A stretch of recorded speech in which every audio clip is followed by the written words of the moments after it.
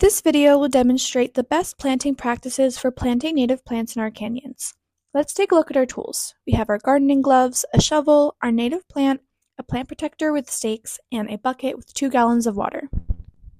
Now, you all have previously identified your planting sites through your flagging activity.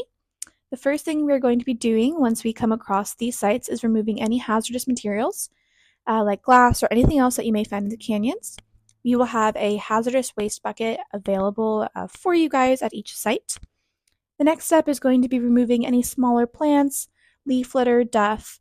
We just want to limit the amount of potential decomposing material that may enter the hole.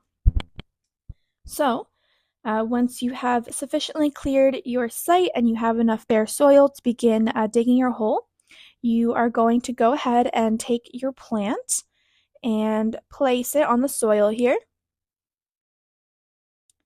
And the next step is going to be marking a hole alongside, or marking a circle alongside your plant here. So this will make it much easier when it's time to go ahead and plant your hole. It can be difficult sometimes to dig, so we don't want to put any extra stress on our bodies. We want to make sure that we are digging the exact right hole. So, as we can see here, our demonstrator is making sure she always has 1 foot on the shovel and she's placing her spade down. This is very important. This is the safest practice to make sure that we always have our tools down when we're not using them. Now she removes her plant and she begins digging her hole. Like I mentioned, this may be a little bit difficult if the soil is a little bit harder, so our restoration team will be there available for your support. We're going to continue to dig our hole, making sure that we are sticking to that markation that we created alongside of our plant. And getting some leverage, putting our foot on the shovel to really get a big chunk of soil there. Now that we have our hole built, the next step is to make sure that it's the correct size. So she's going to double check. Our demonstrator is making sure that our plant pot height is in line with the depth of the hole here. So she has confirmed that it is the right hole for the plant. The next step is going to be removing any rocks from the hole. And now we want to scar the sides of it. This is going to make it a lot easier for the roots of our plant to grab onto the soil.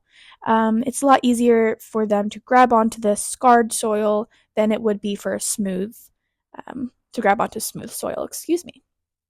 We are going to continue marking all along all sides of our hole. And once we have sufficiently scarred it, our next step is going to be to make sure that our hole is nice and compacted on the bottom there. We just want to limit any further gas release from the bottom of the plant here.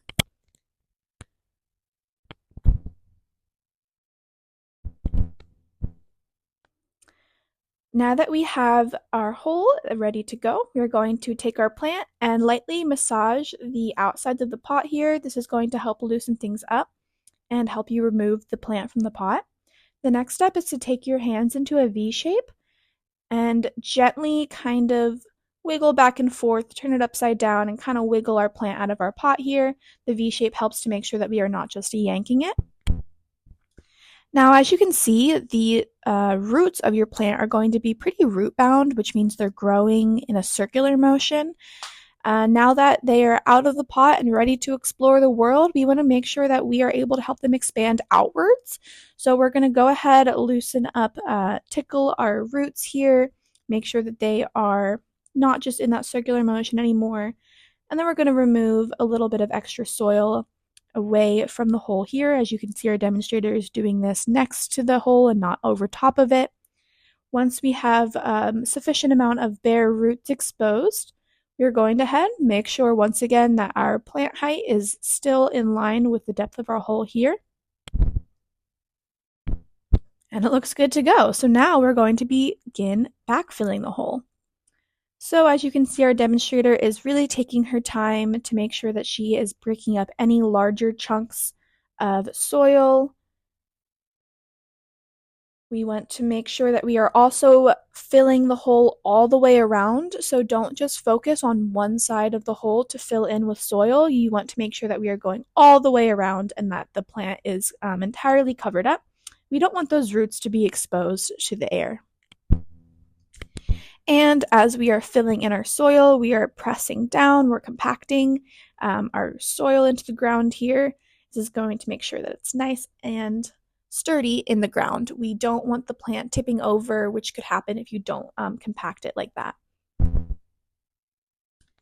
So now that we have our hole all filled up, the next step is going to be building a berm. So a berm is kind of like a donut-shaped basin alongside the outer edge of our plant here. So as you can see, it's not right next to the plant, but it's kind of on the outer edge to make sure that we have a nice circular shape around the plant. This will be important for a couple of reasons. The biggest reason being that the berm acts as a basin to hold water for the plant. It's very important that our plants get all of the water that they can, being in our Southern California atmosphere and our climate here. So we want to make sure that they are able to hold on to every drop of water that they get. So this is why we build the berm. When it comes time to watering, we're going to find a nice big rock to kind of help the dispersal process and make sure that our water is not coming in too hot and fast. And this is why we have this berm. So as we begin to water, very low and slow, she's not rushing things, she's taking her time, and she's not watering from all the way up here, right, all the way above. She's making sure she gets down right to the plant and is very patient in watering. There are markations on the bucket here, so 2 lines will indicate 2 gallons. Every plant will receive all 2 gallons. And she's going to water very slowly. As you can see, since we have our berm, our basin here, the water is not escaping, it's not running off, it's actually staying right on top of the plant, and it will slowly begin to seep in. The watering process will require some patience. Typically, the plants will not drink up all 2 gallons right away. You may have to water it a little bit and then go work on your plant protector and come back to finish your watering. So once we have given our plant all of the water that we can in this moment, we are going to go ahead and move on to our plant protectors. So, plant protectors are very important. These plants were all raised in a nursery, so they haven't experienced life out in the open like this. So we want to help transition them into their new lifestyle, into their new home. And this is what the plant protectors will help do. So that shiny side is going to be on the outside, and the matte side will be on the inside. The shiny side of the plant protector stays on the outside to reflect any extra sunlight, just to make sure that we are not overexposing our plants to the elements on their first couple days of life here in these canyons. Now we are going to go ahead and slip the tabs through on the outside. We will help with construction of plant protectors in the beginning, but once you get the hang of it, it will be very simple. And we're going to make sure that we go ahead and put all of the tabs in, make sure our plant protector is nice and snug, and then stick the stakes through the holes here. As you can see, we already have our stakes on here for demonstration purposes, but we will further explain this when it comes time to the planting. Now you can see that our plant, we gave her a moment to drink up all of the water. Now she's going to be ready for some new water. This also means that the soil will be moist enough for you to go ahead and place the stakes of the plant protector in. So we're going to make sure that we have enough space there and very carefully shimmy that plant protector around the plant, making sure all parts of it are inside, and then we are going to go ahead and take our stakes and push them firmly into the ground. And there you have it. You have planted a native plant. Good job!